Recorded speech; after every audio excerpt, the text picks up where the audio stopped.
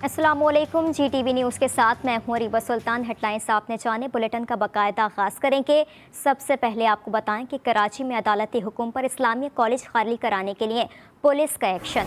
तलबा और कॉलेज इंतज़ामिया ने रुकावट डाल दी। पुलिस ने मुसाहिरीन को मुंतशिर करने के लिए आंसू गैस के शेल फायर किए। तलबा ने पुलिस पर पथराव किया। मुतादिद तलबा को हिरासत में ले लिया गया है। सेक्रेटरी कॉलेजेस और इंतज़ामिया की मुसाहिरीन से मुज़ाकरात भी जारी हैं।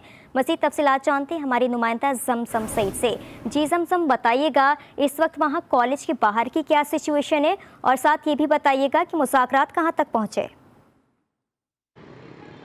देखिए, इस वक्त मैं इस्लामिया कॉलेज के बाहर ही हूँ और अगर मेरे अकब में आप ये मनाजर देखें, कैमरामैन अगर आपको दिखाएं तो इस वक्त भी तलबा की जानिब से शदीद नारेबाजी की जा रही है कि ये गुंडागर्दी पुलिस की नहीं चलेगी। और इस वक्त सेक्रेटरी कॉलेज एंड एजुकेशन अब से कुछ देर कबल आए और उन्होंने जब मीडिया से गुफ्तगू की तो उन्होंने यही कहा कि अगर कोर्ट का कोई नोटिस उन तक पहुँचता तो फिर कानूनी एतबार से जो बनता था, अगर वो खाली कराना चाहते थे तो उससे पहले उन्हें आगाह करना चाहिए था, ना कि ये कि अचानक से पुलिस भेज दी गई और कॉलेज खाली कराने का ऑर्डर कर दिया गया। मेरे साथ इस वक्त स्टूडेंट्स भी मौजूद हैं, उनसे बात करेंगे।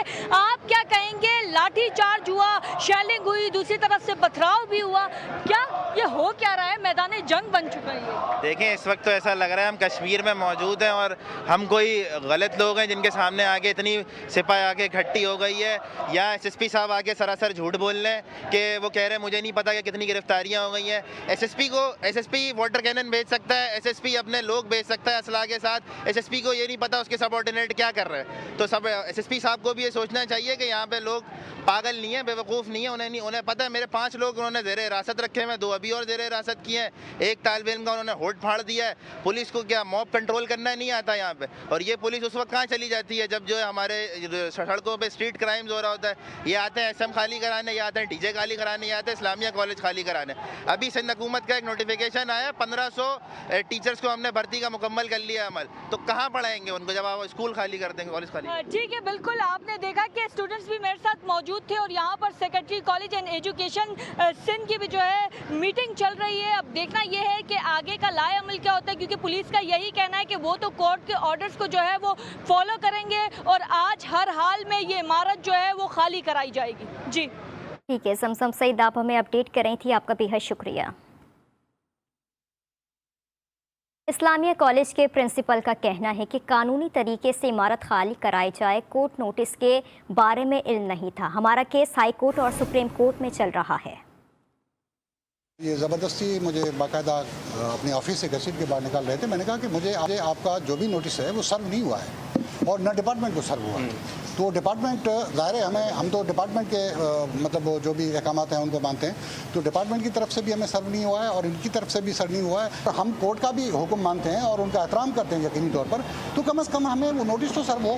हमें क्या पता कि वाकई कोर्ट का नोटिस है भी कि नहीं है, हमें तो इस चीज़ का इल्म नहीं। इसलिए कि हमारा ऑलरेडी जो केस है वो सुप्रीम कोर्ट में भी चल रहा है, हाई कोर्ट में भी चल रहा है उनके खिलाफ, और हाई कोर्ट ने और सुप्रीम कोर्ट ने पहले इनको नल एंड वॉइड किया है। सेक्रेटरी कॉलेजेस अब्दुल अलीम लाशारी का कहना है कि इस्लामिया कॉलेज की ज़मीन पर 3 कॉलेजेस बने हुए हैं और ये ज़मीन KMC की मलकियत है। 1960 से पहले ट्रस्ट को किराए पर दी गई थी। सुप्रीम कोर्ट में मैटर चला, उसमें ये कोर्ट ने कहा कि इस पे government of Sindh college education और स्कूल एजुकेशन इंटरप्लीटर के तौर पे हाई कोर्ट में सूट फाइल करे।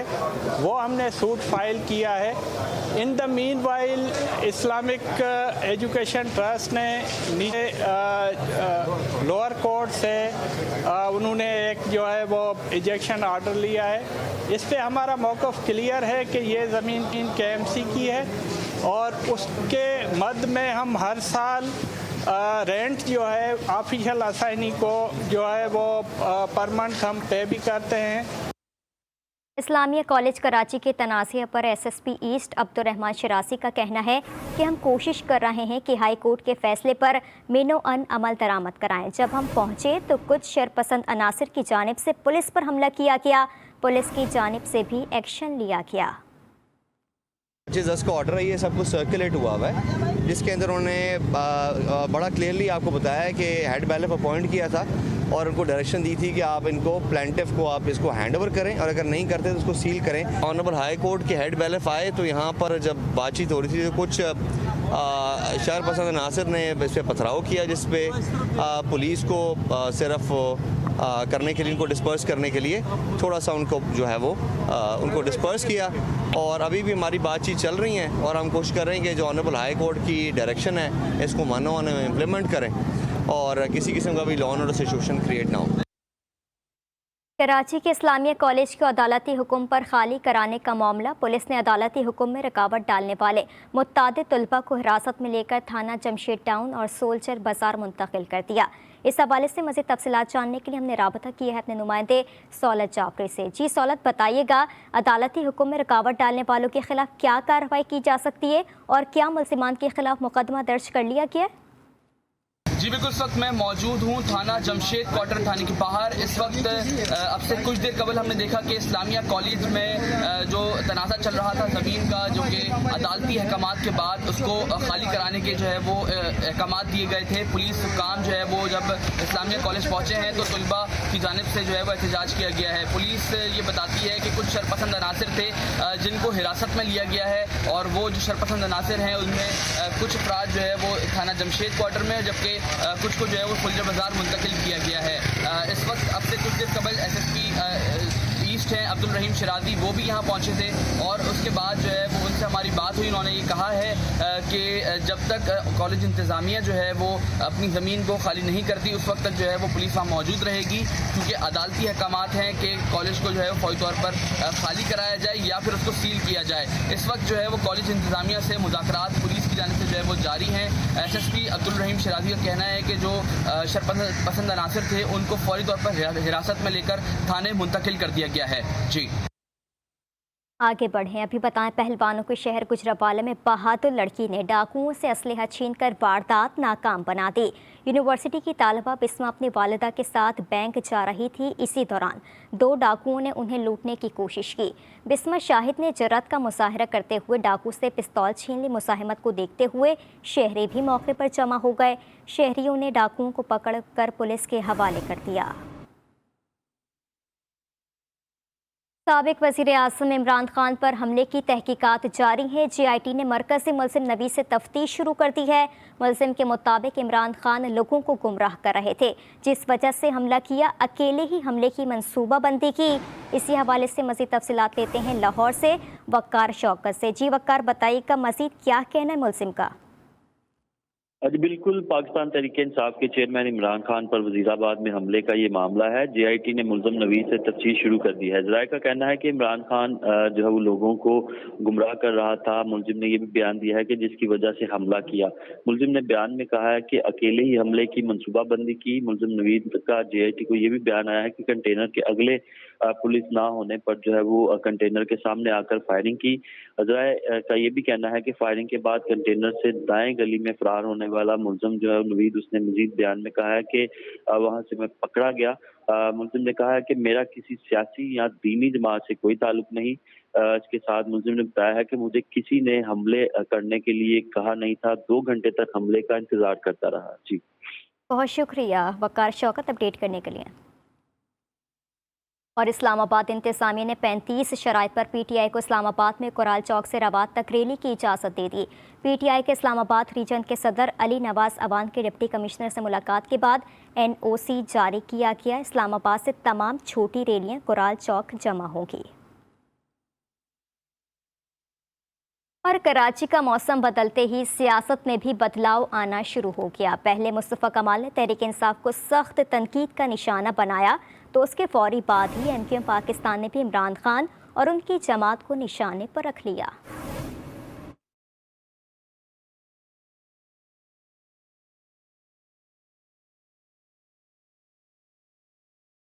कराची का मौसम क्या तब्दील हुआ, सियासी माहौल भी बदलना शुरू हो गया। PSP के सरबरा मुस्तफ़ा कमाल और MQM पाकिस्तान तहरीक इंसाफ के खिलाफ यकजुबान हो गए। PSP के सरबरा मुस्तफ़ा कमाल ने प्रेस कॉन्फ्रेंस करते हुए तहरीक इंसाफ को खूब तनकीद का निशाना बनाया। चेयरमैन PSP ने कहा कि खान साहब 14 साल से मुसलसल TV पर हैं। इमरान खान की बात समझ से बाहर है। इमरान खान आज भी झूठ बोल रहे हैं, इदारों पर बोहतान लगा रहे हैं। आप आप सुबह दोपहर शाम और उसके बीच में भी जो टाइम आता है उस सारे टाइम में झूठ बोल रहे हो यार आप। आपने कहा आप सारे वजीर आजम हाउस को गवर्नर हाउस को यूनिवर्सिटी बनाएंगे, नहीं बनाया, झूठ बोला।